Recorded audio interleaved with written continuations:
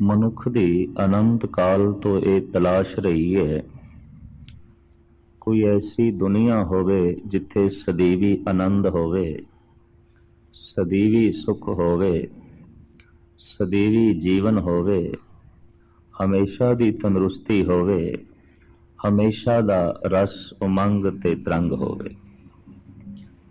ਇਸ ਵਿੱਚ ਕਦੀ ਵਿਘਨ ਨਾ ਪਵੇ, ਇਸ ਵਿੱਚ ਕਦੀ ਘਾਟਾ ਨਾ ਹੋਵੇ। ਇਹ ਸਦੀਆਂ ਤੋਂ ਮਨੁੱਖ ਦੀ ਤਲਾਸ਼ ਰਹੀ ਹੈ ਔਰ ਮਨੁੱਖ ਨੇ ਹਰ ਪਹਿਲੂ ਨਾਲ ਇਸ ਅਮਰ ਤੱਤ ਨੂੰ ਲੱਭਣ ਦੀ ਕੋਸ਼ਿਸ਼ ਕੀਤੀ ਹੈ। ਕਰੀਬਨ ਸੰਸਾਰਿਕ ਢੰਗ ਨਾਲ ਜਿਨ੍ਹਾਂ ਨੇ ਤਲਾਸ਼ ਕੀਤੀ, ਬੈਰੂਨੀ ਰੂਪ ਦੇ ਵਿੱਚ ਜਿਨ੍ਹਾਂ ਨੇ ਖੋਜ ਕੀਤੀ, ਉਹਨਾਂ ਦੇ ਪੱਲੇ ਤੇ ਕੁਛ ਨਹੀਂ ਪਿਆ, ਮਾਯੂਸ ਰਹੇ। ਪਰ ਜਿਨ੍ਹਾਂ ਨੇ ਆਪਣੀ ਬਿਰਤੀ ਦਾ ਪ੍ਰਵਾਹ ਅੰਤਰਮੁਖੀ ਕੀਤਾ, ਉਹਨਾਂ ਨੇ ਬੁਲੰਦ ਬਾਂਗ ਇਹ ਗੱਲ ਆਖੀ ਕਿ ਨਾਨਕ ਬੱਧਾ ਘਰ ਤਹਾਂ, ਜਿੱਥੇ ਮਿਰਤ ਨਾ ਜਨਮ ਜਰਾ। ਪਾਤਸ਼ਾਹ ਕਹਿੰਦੇ ਨੇ ਅਸੀਂ ਆਪਣਾ ਘਰ ਉੱਥੇ ਬਣਾਇਆ ਹੈ ਜਿੱਥੇ ਮੌਤ ਨਹੀਂ ਹੈ, ਜਿੱਥੇ ਬੁਢੇਪਾ ਨਹੀਂ ਹੈ, ਜਿੱਥੇ ਜੰਮਣਾ ਨਹੀਂ ਹੈ, ਜਿੱਥੇ ਦੁੱਖ ਨਹੀਂ ਹੈ। ਨਾਨਕ ਬੱਧਾ ਘਰ ਤਹਾਂ, ਅਸੀਂ ਉਸ ਥਾਂ ਦੇ ਉੱਤੇ ਆਪਣਾ ਮਕਾਨ ਬਣਾਇਆ, ਆਪਣੀ ਰਿਹਾਇਸ਼ ਕੀਤੀ ਹੈ, ਆਪਣਾ ਘਰ ਬਣਾਇਆ। ਕਿੱਥੇ? ਜਿੱਥੇ ਮਿਰਤ ਨਾ ਜਨਮ ਜਰਾ, ਜਿੱਥੇ ਮੌਤ ਨਹੀਂ ਹੈ, ਜਿੱਥੇ ਮੁੜ ਕੇ ਜੰਮਣਾ ਨਹੀਂ ਹੈ, ਜਿੱਥੇ ਬੁਢੇਪਾ ਨਹੀਂ ਹੈ। ਜ਼ਮੀਨ ਦੇ ਉੱਤੇ ਅਸੀਂ ਕਿਹੜੀ ਥਾਂ ਲੱਭਾਂਗੇ ਜਿੱਥੇ ਮਨੁੱਖ ਬੁੱਢਾ ਨਹੀਂ ਆਉਂਦਾ, ਜਿੱਥੇ ਬੰਦਾ ਮਰਦਾ ਨਹੀਂ, ਜਿੱਥੇ ਬੰਦਾ ਦੁਖੀ ਨਹੀਂ ਹੋਵੇ, ਜਿੱਥੇ ਮੁੜ ਕੇ ਜੰਮਣਾ ਨਾ ਹੋਵੇ। ਜ਼ਮੀਨ ਦੇ ਉੱਤੇ ਐਸੀ ਕੋਈ ਥਾਂ ਨਹੀਂ। ਹਰ ਸ਼ਹਿਰ ਦੇ ਵਿੱਚ, ਹਰ ਮੁਲਕ ਦੇ ਵਿੱਚ, ਹਰ ਕਸਬੇ ਦੇ ਵਿੱਚ, ਜ਼ਮੀਨ ਦੇ ਹਰ ਖਿੱਤੇ ਵਿੱਚ ਮਨੁੱਖ ਕਿਧਰੇ ਵੀ ਰਵੇ, ਬੁਢੇਪਾ ਆ ਜਾਂਦਾ, ਮੌਤ ਆ ਜਾਂਦੀ ਹੈ, ਰੋਗ ਆ ਜਾਂਦੇ ਨੇ, ਸੋਗ ਆ ਜਾਂਦੇ ਨੇ, ਪਰੇਸ਼ਾਨੀਆਂ ਆ ਜਾਂਦੀਆਂ ਨੇ। ਰੂਹੇ ਜ਼ਮੀਨ ਦੇ ਚੱਪੇ ਚੱਪੇ ਵਿੱਚ ਮਨੁੱਖ ਰੋਗੀ ਹੈ, ਸੋਗੀ ਹੈ। ਔਰ ਬੁਢੇਪੇ ਨੂੰ ਗੁਰਬਾਣੀ ਨੇ ਇੱਕ ਰੋਗ ਕਿਹਾ, ਜਬ ਲਗ ਜਰਾ ਰੋਗ ਨਹੀਂ ਆਇਆ, ਜਬ ਲਗ ਕਾਲ ਗ੍ਰਸੇ ਨਹੀਂ ਕਾਇਆ। ਹੋਰ ਰੋਗਾਂ ਦਾ ਹੋਣਾ ਤੇ ਇੱਕ ਪਾਸੇ ਬੁਢੇਪਾ ਸਵੈਮ ਇੱਕ ਰੋਗ ਹੈ, ਸਵੈਮ ਇੱਕ ਬਿਮਾਰੀ ਹੈ। ਜਬ ਲਗ ਬਿਕਲ ਬਹੀ ਨਹੀਂ ਬਾਣੀ, ਭਜ ਲੈ ਰੇ ਮਨ ਸਾਰੰਗ ਪਾਣੀ। ਸਾਹਿਬਾਂ ਦਾ ਇੱਥੇ ਫਰਮਾਨ ਕਿ ਬੁੱਢੇ ਹੋਣ ਤੋਂ ਪਹਿਲੇ, ਕਿਉਂਕਿ ਬੁਢੇਪਾ ਇੱਕ ਰੋਗ ਹੈ, ਇੱਕ ਵਿਖਾਦ ਹੈ, ਇਸ ਤੋਂ ਪਹਿਲੇ ਭਜਨ ਕਰ ਲੈ, ਇਸ ਤੋਂ ਪਹਿਲੇ ਪ੍ਰਮਾਤਮਾ ਨਾਲ ਜੁੜ ਜਾ। ਜਦ ਕਿ ਮਨੁੱਖ ਦੀ ਮਨੋਤ ਐਸੇ ਹੈ ਕਿ ਜਵਾਨੀ ਤੇ ਬਚਪਨਾ ਸੰਸਾਰ ਦੇ ਕੰਮਾਂ 'ਚ ਬਤੀਤ ਕਰਨਾ, ਜਦ ਬੁੱਢੇ ਹੋਵਾਂਗੇ ਤਦ ਗੁਰਦੁਆਰੇ ਦੀ ਰੌਣਕ ਬਣਾਂਗੇ, ਤਦ ਭਜਨ ਬੰਦਗੀ ਕਰਾਂਗੇ। ਤੇ ਸਾਹਿਬ ਕਹਿੰਦੇ ਜਬ ਲਗ ਜਰਾ ਰੋਗ ਨਹੀਂ ਆਇਆ, ਜਬ ਲਗ ਕਾਲ ਗ੍ਰਸੇ ਨਹੀਂ ਕਾਇਆ, ਜਬ ਲਗ ਬਿਕਲ ਭਈ ਨਹੀਂ ਬਾਣੀ, ਭਜ ਲੈ ਰੇ ਮਨ ਸਾਰੰਗ ਪਾਣੀ। ਜਿਤਨੇ ਚਿਰ ਤੱਕ ਤੈਨੂੰ ਬੁਢੇਪੇ ਦਾ ਰੋਗ ਨਹੀਂ ਆਇਆ, ਉਸ ਤੋਂ ਪਹਿਲੇ ਉਸ ਸਾਰੰਗ ਪਾਣ ਦਾ ਚਿੰਤਨ ਕਰ ਲੈ ਤੇ ਐਸੀ ਥਾਂ ਤੇ ਆਪਣਾ ਘਰ ਬਣਾ ਲੈ ਜਿੱਥੇ ਬੁਢੇਪਾ ਆਉਂਦਾ ਹੀ ਨਹੀਂ, ਜਿੱਥੇ ਮੌਤ ਆਉਂਦੀ ਨਹੀਂ, ਜਿੱਥੇ ਮੁੜ ਕੇ ਜੰਮਣਾ ਹੁੰਦਾ ਹੀ ਨਹੀਂ। ਐਸੀ ਦੁਨੀਆ ਕਿੱਥੇ ਹੈ? ਐਸੀ ਥਾਂ ਕਿਸ ਢੰਗ ਨਾਲ ਤਲਾਸ਼ ਕਰੀਏ? ਗੁਰਬਾਣੀ ਤੋਂ ਪੁੱਛੀਏ, ਪਾਤਸ਼ਾਹ ਨਾਮ ਜਪਣ ਦੇ ਨਾਲ ਕੀ ਕੁਛ ਪ੍ਰਾਪਤ ਹੋ ਜਾਂਦਾ ਹੈ? ਉਸ ਦੁਨੀਆ ਵਿੱਚ ਕੀ ਕੁਛ ਹੈ? ਉਸ ਦੁਨੀਆ ਦੀ ਸਾਜ਼ੋ ਸਮਗਰੀ ਦਾ ਜ਼ਿਕਰ ਕਰੋ ਜੋ ਨਾਮ ਜਪਣ ਤੋਂ ਬਾਅਦ ਮਨੁੱਖ ਨੂੰ ਪ੍ਰਾਪਤ ਹੁੰਦੀ ਹੈ। ਤੋ ਸਤਿਗੁਰਾਂ ਨੇ ਤੇ ਦੇਸ਼ ਦੇ ਹੋਰ ਸੰਤ ਮਹੰਤ ਤੇ ਗੁਣੀ ਗਿਆਨੀਆਂ ਨੇ ਐਸਾ ਫਰਮਾਨ ਕੀਤਾ ਹੈ ਕਿ ਉੱਥੇ ਹੈ ਕਿ ਇਹ ਤੇ ਨਾ ਪੁੱਛੋ, ਪਰ ਉੱਥੇ ਕੀ ਨਹੀਂ ਹੈ ਇਹ ਦੱਸਾਂਗੇ। ਉੱਥੇ ਹੈ ਕਿ ਇਸ ਬਾਰੇ ਦੁਨੀਆ ਦੇ ਕਰੀਬਨ ਸਾਰੇ ਰਿਸ਼ੀ ਮੁਨੀ ਖਾਮੋਸ਼ ਨੇ, ਉਹਨੂੰ ਅਕਥ ਕਥਾ ਕਹਿ ਦਿੱਤਾ ਹੈ। ਜੇ ਉਸ ਦੁਨੀਆ ਨੂੰ ਜਾਣ ਵੀ ਲਿਆ ਤਾਂ ਵੀ ਬਿਆਨ ਕਰਨ ਤੋਂ ਆਪਣੀ ਅਸਮਰਥਾ ਪ੍ਰਗਟ ਕਰ ਦਿੱਤੀ ਹੈ। ਜੇ ਹੋ ਜਾਣਾ ਆਖਾ ਨਾਹੀ, ਕਹਿਣਾ ਕਥਨ ਨਾ ਜਾਏ। क्या हो कथी कथे कथ देखा, मैं अकथ ना कथ ना जाई। फिर साहिब गुरु गोबिंद सिंह जी महाराज का फरमान कि मैं उस दुनिया के बारे कुछ नहीं कह सकता, कहा मैं बखानो कहे मोह ना आवे। मैं किस तरह उसका बखान करा, मेरे कहने विच नहीं आउंदा, वो मेरे वर्णन विच नहीं आउंदा, मेरी कथनी विच नहीं आउंदा। मेरी कथनी सीमा विच है, वो असीम है। मेरी जबान दी सीमा है, वो असीम है। वो हदूद बंदी विच नहीं आउंदा, वो पकड़ विच नहीं आउंदा। तो उत्थे की नहीं है, ऐसा ते भगतां ने दसिया, ऐसा ते गुरुआं ने दसिया, पर उस दुनिया विच है कि इस बारे सारे खामोश, सारे ही चुप ने। उन्हां दी खामोशी दसदी है कि कथन शक्ति तो कोई अगे दी दुनिया इन्हां नूं प्राप्त होई है। पातशाह कहंदे ने उत्थे ऐ कुछ नहीं है कि नानक बद्धा घर तहां जिथे मिरत ना जन्म जरा। असी अपना घर उत्थे बनाया है जिथे मौत नहीं है, जिथे जमना नहीं है, जिथे बुढ़ेपा नहीं है। दरअसल ये जीवन जिहड़ा सानू प्राप्त होया है, ये परम जीवन की प्राप्ति वास्ते। और जिस दिन परम जीवन मनुख नूं प्राप्त हो जाता है, वो फिर मौत तो रहत हो जाता है, बुढ़ेपे तो रहत हो जाता है। इस वास्ते इस जीवन नूं अनेकां रूपां विच गुरबाणी ने पेश किया है। भगत कबीर कहते हैं यह जीवन एक तंती साज है। हुण तंती साज नूं वजाना बड़ा बिखम है। तारां बहुतियां कस देईए तां सुर इतनी उच्ची हो जाती है, गावना बहुत औखा हो जाता है। तारां बहुत ढिलियां कर देईए ते संगीत उंज नहीं निकलता। तंती साज नूं सुर दे च करना भी बहुत औखा है, वजाना ते औखा है, सुर दे च करना भी बहुत औखा है। तारां वाले साज नूं भगत कबीर जी महाराज कहंदे ने, वजाण दी जाच ते बंदे नूं नहीं आई, बंदे ने तारां तोड़ के रख दिते। कबीर जो हम जंत बजावते, टूट गई सब तार, जंत बिचारा क्या करे चले बजावनहार। इस तंती साज दियां तारां टुट गईयां, टूटी तंत न बजे रबाब, भूल बिगाड़ियो अपना काज। भगत कबीर जी महाराज श्वासां दी ये डोरी नूं तारां आखे है, और जीवन एक तंती साज है। कबीर कहंदे इहदे चों रब्बी संगीत कढ, जिवें तार दे चों नगमा निकलदा है, हर श्वास दे चों प्रभु दा चिंतन कढ। दम दम सदा संभालदा, दम न बिरथा जाए। हर दम दी तार दे चों तू प्रभु दी धुन अलाप। साहिब गुरु गोबिंद सिंह जी महाराज दा फरमान जफरनामे च, लबा लब बेकुन दम ब दम नोश कुन, गमे हर दो आलम फरामोश कुन। ऐ औरंगजेब, ये दम ये परमात्मा की तरफों मिले हुए प्याले ने, पर ये प्याले तेरे कोल खाली ने। तो ये खुदा दे नाम दा अमृत पा और इसनू पी, प्याले तेरे खाली ने, खड़कदे पे ने, बहुते ही खड़कदे पे ने। लबा लब्बे कुन दम ब दम नोश कुन, गमे हर दो आलम फरामोश कुन। जे दो जहाना दे गम तू बचना चाहना है, तां श्वासां दे प्याले विच रब दी याद दा अमृत पा। कबीर कहंदे ने ये दम, ये श्वास, ये तारां ने शरीर रूपी साज नूं लगियां होईयां, इहदे चों रब्बी संगीत कढ। पर कबीर कहंदे अक्सर लोकी इन्हां तारां नूं तोड़ छड़दे ने। जिंदगी कदी सुर दे च नहीं आउंदी, तारां टुट जांदियां ने। संगीत निकलण तो पहले साज दा अंत हो जांदा है, संगीत दे जन्म देण तो पहले साज टुट जांदा है। साहिब गुरु अर्जन देव जी महाराज इस जीवन नूं एक जीना कहंदे ने, पौड़ी कहंदे ने।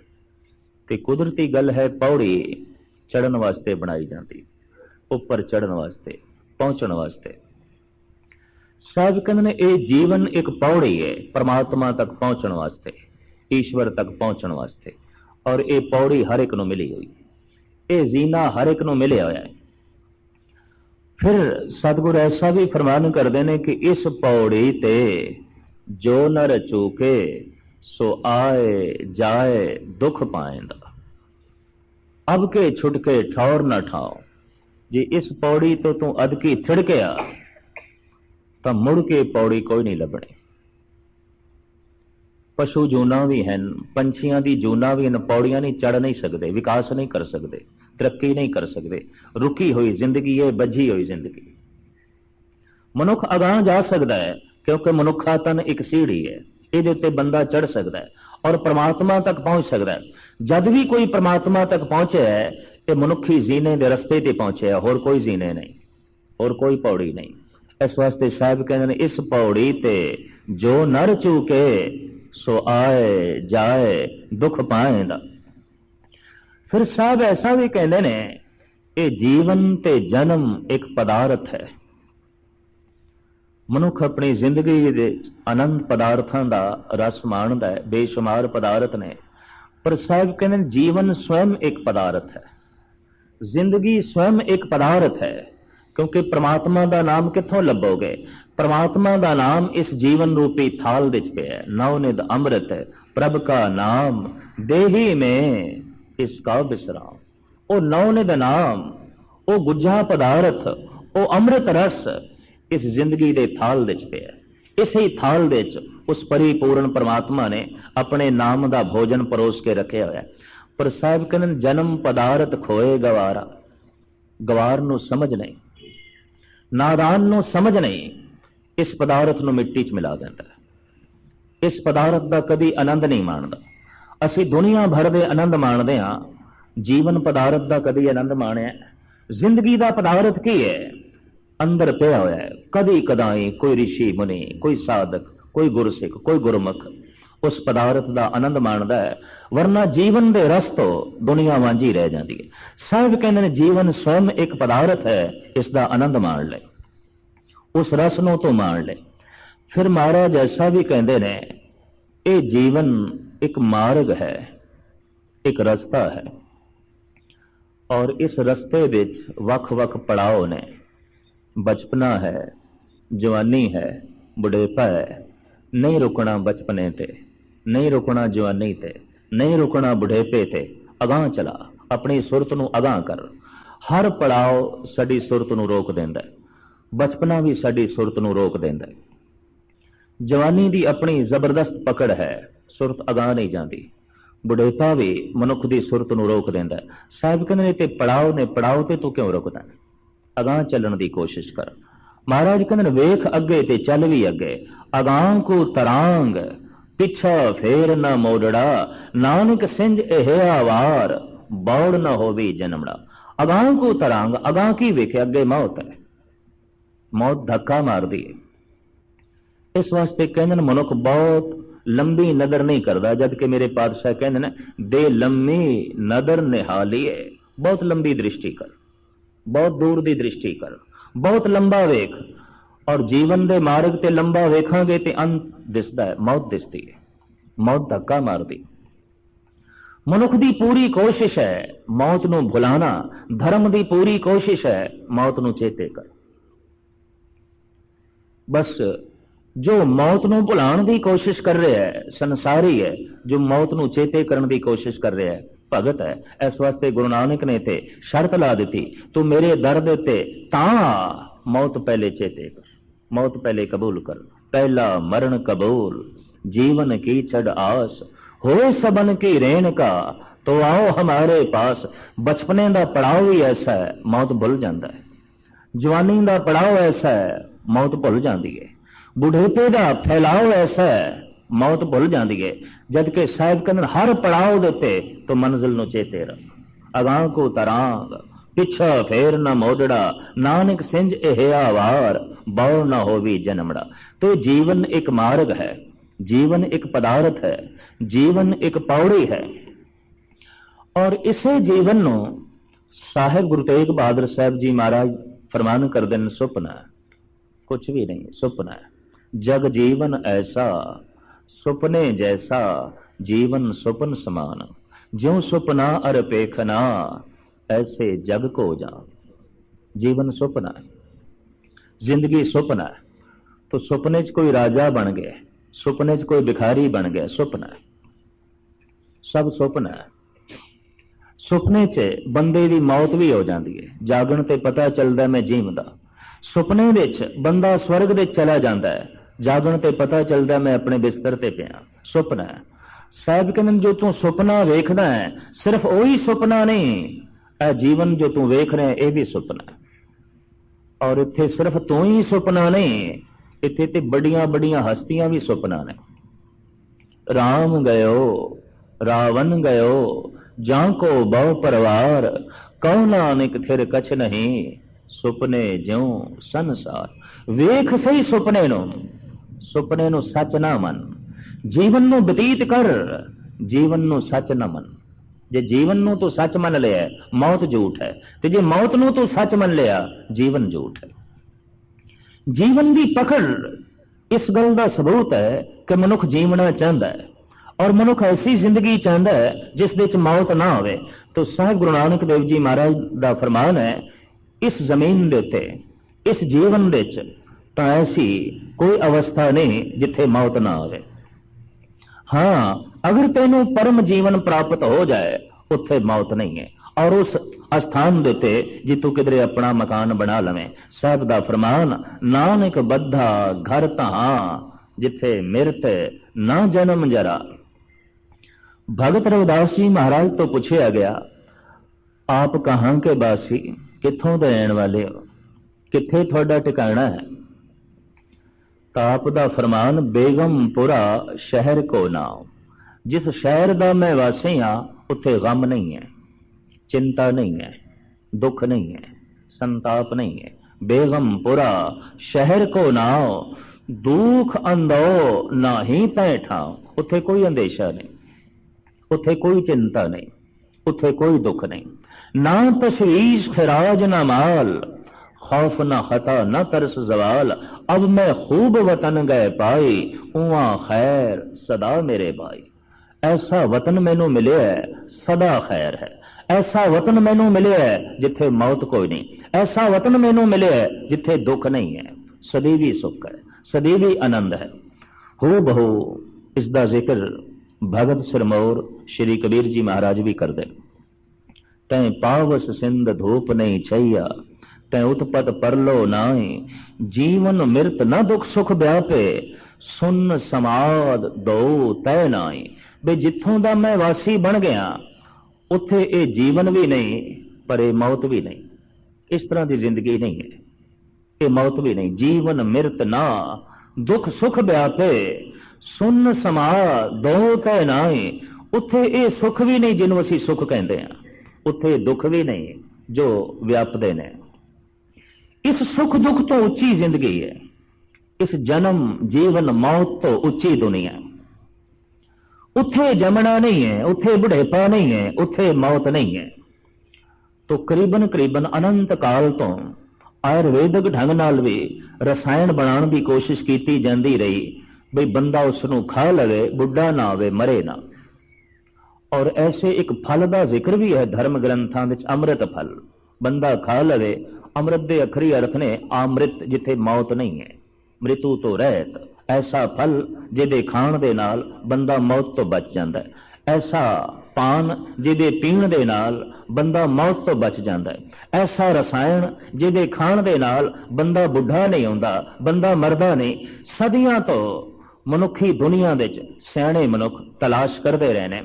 आखिर इस तलाश दे भगत ही सफल होए ने, इस तलाश दे संत जन सफल होए ने। साहिबां दा फरमान, इस जिंदगी दे बुढ़ेपा आएगा, इस जीवन दे मौत आवेगी, और इनू खिड़े मथे कबूल करन नाल मौत दे दुख तो बंदा बच जाता है। इनू खिड़े मथे कबूल करन दे नाल बुढ़ेपे दी परेशानियां तो बंदा बच जाता है। तू परम जीवन दी तलाश कर, ये जीवन दी सीढ़ी इस वास्ते मिली है, परम जीवन नू तू तलाश कर। और उस परम जीवन दे च सब कुछ नहीं है। नानक बद्धा घर तहा जिथे मिरत ना जन्म जरा। असी अपना घर उत्थे बनाया है जिथे मौत नहीं है, जिथे बुढ़ेपा नहीं है, जिथे ये जमना नहीं है। भारत दे ऋषि मुनि भगती दा बंदगी दा जो फल मनते रहने वो ही जन्म ते मरण तो रहत। जमना दुख है, जीवना दुख है, मरना दुख है। इस दुख तो बचना है तो पुरखा परम जीवन की तलाश कर। इस्लाम ते ईसाईयत इस गल दे ते हैरान होंदी है भी मुड़ के जमना, क्योंकि मुड़ के जमना इस्लाम नहीं मनता। पुनर जन्म की मनौत इस्लाम दे च नहीं है। बार बार दा जमना ईसाईयत नहीं मनती, बई यही जीवन है। चाहे स्वर्ग चले जाओ चाहे नरक चले जाओ, पर स्वर्ग नरक दे जाण वास्ते भी तो दूजा ही जन्म होवेगा। इत्थे ते बंदा दफन हो गया, इत्थे ते खाक दे च मिला दिता गया, वो मुर्दा तो इत्थे पे है। अगे जो जा रहा है आखिर दूसरा जन्म तो हो गया, चाहे स्वर्ग जा रहा है चाहे नरक जा रहा है, जिंदगी दूसरी है।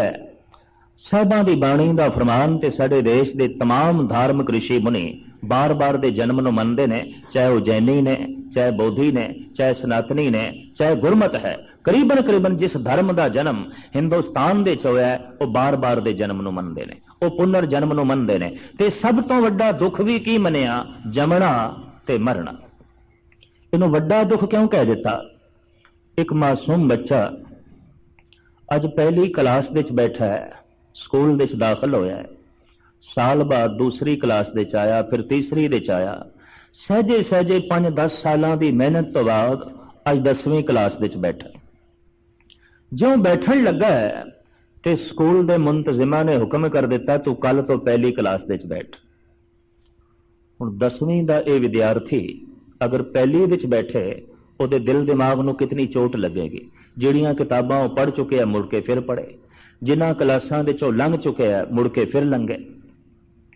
मनुख दा जन्म हुंदा है, मासूम बच्चा है, सहजे सहजे वड्डा हुंदा है, खिडौणियां दी खेड है, फिर होर वड्डा हुंदा है, स्कूल दी तरफ भजदा है, फिर होर वड्डा होया है, विआया गया है, कार विहार दे च प्रवृत्त होया है, कम धंधियां दे च प्रवृत्त होया है, सहजे सहजे इसके बाल बच्चे हुए ने, फिर ये बुढ़ा होया है ते अज जद मरण लगे ते इनू ये आख दिता जाए तेनू फिर जमना पैना है, तू फिर पंगूड़े दे चोवेगा, तू फिर खिडौणियां दी खेड खेडेगा, तू सहजे सहजे फिर वड्डा होवेगा, तू फिर जवान होवेगा, तू फिर विआया जाएगा, फिर तेरे बाल बच्चे होणगे, फिर तू कम धंधियां दे प्रवृत्त होवेगा, फिर तू सहजे सहजे रोग सोग दे चों लंघदा होया बुढ़ा होवेगा ते फिर तेरा अंत होवेगा। इसनू भारत दे ऋषि मुनिया ने बहुत वड्डा दुख मन लिया। जीवन, जन्म ते मरण, ये तीन बहुत वड्डे दुख मन ले गए। इस वास्ते साहिबां दी बाणी ने जोर दिता, जितने चिर तक ये जीवन तेरे कोल है, इस जीवन दे विच ही परम जीवन प्राप्त कर ले, इस जिंदगी दे विच ही परम जिंदगी प्राप्त कर ले, उस जिंदगी नू प्राप्त कर ले जिथे मौत नहीं है, जिथे बुढ़ेपा नहीं है और जिथे इस तरह का जमना नहीं है। ये पंक्ति साहिब गुरु नानक देव जी महाराज की बड़ी सार्थक है। नानक बद्धा घर तहां जिथे मिरत ना जन्म जरा। मेरे पातशाह इस बाणी की विचार द्वारा सारिਆਂ ਨੂੰ ਇਹ ਸਮਰੱਥਾ ਤੇ ਪ੍ਰੇਰਣਾ ਦੇਣ ਕਿ ਅਸੀਂ परम जीवन की तलाश कर सकीए, परम जिंदगी की तलाश कर सकीए। अज इत्थे ही समाप्ति। जो कुछ आपने सरवण किया सारिਆਂ ਦੇ ਹਿਰਦੇ 'ਚ वसे, बोलना चुका माफ, गज वज के फतेह प्रवान करनी। वाहिगुरू जी का खालसा, वाहिगुरू जी की फतेह। ओंकार सतनाम करता पुरख निर्भव निर्वैर, अकाल मूरत अजूनी सैभं गुर प्रसाद। सर्वशीलं ममं शीलं सर्वपावने मम पावनं, सर्वकर्तव्ये ममं कर्ता नानक लेप छेप ना लिपियते। बेसुमार अथाय गंत तोले, ज्यों बुलाओ त्यों नानक दास बोले। सन्मान योग साध संगत जीओ, फतेह प्रवान करने। वाहिगुरू जी का खालसा, वाहिगुरू जी की फतेह। भव खला अगन तप ताओ। परमात्मा का जो चिंतन है, ओदी जड़ी याद है, इसनू तपस्या आख्या है, तप आख्या है। तप एक सोज, एक गर्मी, एक तपश। इतनी गल स्पष्ट है कि शक्ति सारी जो है वो अग्नि ही है। जो ताकत है जिसनों ऊर्जा कहते हैं, ये सारी दी सारी अग है। मृतक मनुख दी, मरे हुए मनुख दी ये पहचान है, वो ठंडा पै जाता है, उहदे च अग नहीं रही। ਮਨੁੱਖੀ ਤਨ ਦੇ ਅੰਦਰ, ਪਸ਼ੂ ਪੰਖੀਆਂ ਦੇ ਅੰਦਰ ਜੋ ਅਗਨ ਹੈ, ਇਸ ਨੂੰ ਜਠਰ ਅਗਨੀ ਕਹਿੰਦੇ ਨੇ। ਸਾਗਰ ਦੇ ਵਿੱਚ ਵੀ ਅਗਨ ਹੈ, ਇਸ ਨੂੰ ਬੜਵਾ ਨਲ ਕਹਿੰਦੇ ਨੇ, ਬੜਵਾ ਅਗਨ। ਸਮੁੱਚੀ ਬਨਸਪਤੀ ਦੇ ਅੰਦਰ ਵੀ ਬਕਾਇਦਾ ਅਗਨ ਹੈ। ਇਹ ਅਗਨੀਆਂ ਐਸੀਆਂ ਜੋ ਸਾਗਰ ਦੇ ਵਿੱਚ ਨੇ, ਬਨਸਪਤੀ ਦੇ ਵਿੱਚ ਨੇ, ਸਰੀਰ ਦੇ ਵਿੱਚ ਨੇ। ਪਰ ਕੁਝ ਅਗਨ ਐਸੀ ਵੀ ਹੈ ਜਿਸ ਦਾ ਜ਼ਿਕਰ ਸਾਹਿਬਾਂ ਦੀ ਬਾਣੀ ਵਿੱਚ ਆਉਂਦਾ ਹੈ, ਉਹਦਾ ਵਾਸਾ ਮਨੁੱਖੀ ਮਨ ਦੇ ਅੰਦਰ। ਔਰ ਉਹ ਦੋ ਅਗਨੀਆਂ ਮਹਾਨ ਨੇ, ਜਾਂ ਉਹ ਤ੍ਰਿਸ਼ਨਾ ਦੀ ਅਗਨ ਹੋਵੇਗੀ ਜਾਂ ਉਹ ਬਿਰਹੇ ਅਗਨ ਹੋਵੇਗੀ। ਇਹਨਾਂ ਦੋ ਅਗਨੀਆਂ ਦੇ ਚੋਂ ਇੱਕ ਅਗਨ ਮਨੁੱਖ ਦੇ ਮਨ ਵਿੱਚ ਲਾਜ਼ਮੀ ਹੋਵੇਗੀ, ਹਰ ਹਾਲਤ ਵਿੱਚ ਹੋਵੇਗੀ। ਤ੍ਰਿਸ਼ਨਾ ਜੋ ਅਗਨ ਹੈ, ਇਹਦਾ ਕੰਮ ਕੀ ਹੈ? ਇਹ ਗੁਣਾਂ ਨੂੰ ਸਾੜ ਦਿੰਦੀ ਹੈ। ਮਨੁੱਖ ਦੇ ਕੋਲ ਜਿਹੜੇ ਦੈਵੀ ਗੁਣ ਨੇ, ਕਿਉਂਕਿ ਮਨੁੱਖ ਆਖਰ ਮਨੁੱਖ ਦੀ ਤਰ੍ਹਾਂ ਪੈਦਾ ਹੋਇਆ ਹੈ ਤੇ ਇਹਦੇ ਅੰਦਰ ਮਨੁੱਖਤਾ ਹੈ। ਮਨੁੱਖ ਕਿਤਨਾ ਵੀ ਮਾੜਾ ਕਿਉਂ ਨਾ ਹੋ ਜਾਏ, ਕੁਝ ਮਨੁੱਖਤਾ ਦੇ ਬੀਜ ਉਸ ਦੇ ਅੰਦਰ ਹੁੰਦੇ ਨੇ। ਮਨੁੱਖ ਦੇ ਅੰਦਰ ਦੇਵਤਾ ਹੋਣ ਦੀ ਸੰਭਾਵਨਾ ਵੀ ਛੁਪੀ ਪਈ ਹੈ। ਮਨੁੱਖ ਐਸਾ ਬੀਜ ਹੈ, ਇਹਦੇ ਚੋਂ ਪ੍ਰਮਾਤਮਾ ਵੀ ਪ੍ਰਗਟ ਹੋ ਸਕਦਾ। ਨਾਮੇ ਨਾਰਾਇਣ ਨਹੀਂ ਭੇਦ, ਰਾਮ ਕਬੀਰੇ ਭੇਦ ਨਾ ਭਾਈ। ਕਬੀਰ ਨੇ ਉਸ ਬੀਜ ਦੇ ਚੋਂ ਰਾਮ ਨੂੰ ਜਨਮ ਦਿੱਤਾ ਹੈ। ਨਾਮਦੇਵ ਨੇ ਉਸ ਬੀਜ ਦੇ ਚੋਂ ਨਾਰਾਇਣ ਨੂੰ ਜਨਮ ਦਿੱਤਾ ਹੈ। ਤੋ ਮਨੁੱਖ ਦੇ ਅੰਦਰ ਨਾਰਾਇਣ ਹੋਣ ਦੀ ਸੰਭਾਵਨਾ ਛੁਪੀ ਪਈ ਹੈ। ਮਨੁੱਖ ਇੱਕ ਬੀਜ ਹੈ। ਅਗਰ ਇਸ ਨੂੰ ਵਿਕਾਸ ਦਾ ਮੌਕਾ ਮਿਲ ਜਾਏ, ਇਹਨੂੰ ਚੰਗੀ ਜ਼ਮੀਨ ਮਿਲ ਜਾਏ, ਚੰਗਾ ਮਾਹੌਲ ਮਿਲ ਜਾਏ, ਖਾਦ ਪਾਣੀ ਮਿਲ ਜਾਏ, ਤੋ ਇਹ ਬੀਜ ਪਨਪ ਕੇ ਫਲ ਤੱਕ ਪਹੁੰਚ ਸਕਦਾ ਹੈ। ਮਨੁੱਖ ਪਰਮਾਤਮਾ ਤੱਕ ਪਹੁੰਚ ਸਕਦਾ ਹੈ। ਬੀਜ ਅਗਰ ਫਲ ਤੱਕ ਨਾ ਪਹੁੰਚੇ, ਉਹਦੀ ਬਦਕਿਸਮਤੀ ਹੈ। ਮਨੁੱਖ ਅਗਰ ਰੱਬ ਤੱਕ ਨਹੀਂ ਪਹੁੰਚਿਆ, ਇਹਦੀ ਬਦਕਿਸਮਤੀ ਹੈ। ਇਹ ਅਭਾਗਾ ਹੈ, ਇਹ ਰਸਤੇ 'ਚ ਹੀ ਰਹਿ ਗਿਆ, ਇਹ ਆਪਣੀ ਯਾਤਰਾ ਪੂਰੀ ਨਹੀਂ ਕਰ ਸਕਿਆ। ਐਸੇ ਬੀਜ ਬਹੁਤ ਘੱਟ ਨੇ ਜੋ ਫਲ ਤੱਕ ਨਾ ਪਹੁੰਚਦੇ ਹੋਣ, ਪਰ ਐਸੇ ਮਨੁੱਖ ਅਣਗਿਣਤ ਨੇ ਜੋ ਰੱਬ ਤੱਕ ਪਹੁੰਚਦੇ ਹੀ ਨਹੀਂ, ਪਰਮਾਤਮਾ ਤੱਕ ਪਹੁੰਚਦੇ ਹੀ ਨਹੀਂ। ਮਨੁੱਖ ਇੱਕ ਐਸਾ ਬੀਜ ਹੈ, ਸੜ ਜਾਂਦਾ ਹੈ, ਬਰਬਾਦ ਹੋ ਜਾਂਦਾ ਹੈ, ਤਬਾਹ ਹੋ ਜਾਂਦਾ ਹੈ। ਖੈਰ, ਮੁਖਤਸਰ ਅਰਜ਼ ਕਰੀਏ, ਤ੍ਰਿਸ਼ਨਾ ਵੀ ਇੱਕ ਅਗਨ ਹੈ, ਔਰ ਤ੍ਰਿਸ਼ਨਾ ਦੀ ਅਗਨ ਦਾ ਕੰਮ ਇਹ ਹੀ ਹੈ, ਇਹ ਗੁਣਾਂ ਨੂੰ ਸਾੜ ਦਿੰਦੀ ਹੈ। ਕੋਈ ਵੀ ਰੱਬੀ ਗੁਣ ਮਨੁੱਖ ਦੇ ਅੰਦਰ ਰਹੇਗਾ ਨਹੀਂ। ਤ੍ਰਿਸ਼ਨਾਲੂ ਮਨੁੱਖ ਔਗੁਣਾਂ ਨਾਲ ਭਰਿਆ ਹੋਇਆ ਹੋਵੇਗਾ, ਗੁਣਾਂ ਨਾਲ ਨਹੀਂ। ਗੁਣ ਤੇ ਇੱਕ ਵੀ ਨਹੀਂ ਹੋਵੇਗਾ, ਸਭ ਗੁਣ ਸੜ ਜਾਂਦੇ ਨੇ। ਦੂਸਰੀ ਜਿਹੜੀ ਅਗਨ ਹੈ, ਇਹ ਬਿਰਹੇ ਅਗਨ ਹੈ, ਔਰ ਇਸ ਦਾ ਬੜਾ ਭਾਰੀ ਜ਼ਿਕਰ ਹੈ ਗੁਰੂ ਗ੍ਰੰਥ ਸਾਹਿਬ ਜੀ ਮਹਾਰਾਜ ਦੀ ਬਾਣੀ ਦੇ ਅੰਦਰ। ਭਾਈ ਨੰਦ ਲਾਲ ਨੇ ਇਸ ਬਿਰਹੇ ਦਾ ਜੋ ਜ਼ਿਕਰ ਕੀਤਾ ਹੈ, ਉਹ ਤਖਯਲ ਦੀ ਜਿਤਨੀ ਪ੍ਰਵਾਜ਼ ਹੈ, ਕਲਪਨਾ ਦੀ ਜਿਤਨੀ ਉਡਾਰੀ ਹੈ, ਉਸ ਤੋਂ ਵੀ ਅੱਗੇ ਚਲੇ ਗਏ ਨੇ। ਉਹਨਾਂ ਦਾ ਫਰਮਾਨ ਹੈ, ਰੰਗਸ਼ ਕਬੂਦ ਕਰ ਦਿਲੇ, ਅਜ਼ ਪੁਰ ਸੁਰਾਰ ਸਾਖਤ, ਅਜ਼ ਬਸ ਕੇ ਦੂਦ ਆਹੇ ਮਨ, ਅਜ਼ ਆਸਮਾਂ ਗੁਯਸਤ। ਭਾਈ ਸਾਹਿਬ ਕਹਿੰਦੇ, ਮੇਰੇ ਬਿਰਹੀ ਮਨ ਦੇ ਚੋਂ, ਮੇਰੇ ਤੜਪੇ ਹੋਏ ਹਿਰਦੇ ਦੇ ਚੋਂ ਜਿਹੜੇ ਹੌਕੇ ਨਿਕਲੇ ਨੇ, ਇਹਨਾਂ ਨੇ ਸਾੜ ਕੇ ਆਸਮਾਨ ਨੂੰ ਕਾਲਾ ਕਰ ਦਿੱਤਾ। ਦਰਅਸਲ ਬਿਰਹੇ ਇੱਕ ਅਗਨ ਹੈ, ਹੂਕ ਨਿਕਲਦੀ ਹੈ। ਬਿਰਹੇ ਉਸਾਸ ਜਿਉਂ ਭਯੰਗ ਕੀ ਫੂਕ ਹੈ। ਭਾਈ ਸਾਹਿਬ ਭਾਈ ਗੁਰਦਾਸ ਜੀ, ਖੁਸ਼ਕਿਸਮਤ ਨੇ ਉਹ ਮਨੁੱਖ ਜੋ ਬਿਰਹੇ ਅਗਨ ਤੱਕ ਪਹੁੰਚਦੇ ਨੇ। ਬਿਰਹਾ ਪੈਦਾ ਹੁੰਦਾ ਹੈ ਜਿਸ ਨੂੰ ਰੋਜ਼ ਯਾਦ ਕਰੀਏ। ਰੋਜ਼ ਮਨੁੱਖ ਨੂੰ ਪਰਿਪੂਰਨ ਪਰਮਾਤਮਾ ਨੇ ਕੀ ਯਾਦ ਸ਼ਕਤੀ ਦਿੱਤੀ ਹੈ, ਚੇਤੇ ਸ਼ਕਤੀ।